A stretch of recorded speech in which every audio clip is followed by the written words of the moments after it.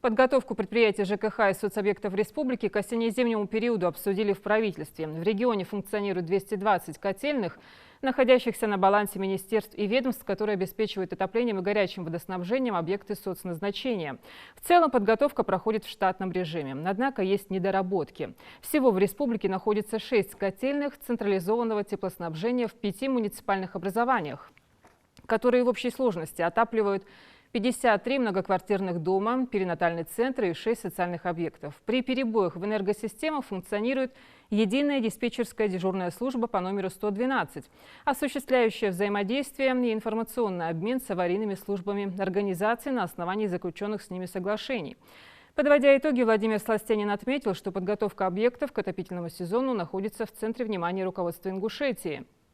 Также поставил задачу принять соответствующие меры по сокращению имеющихся задолженностей. Напомним, отопительный сезон в республике начинается 15 октября.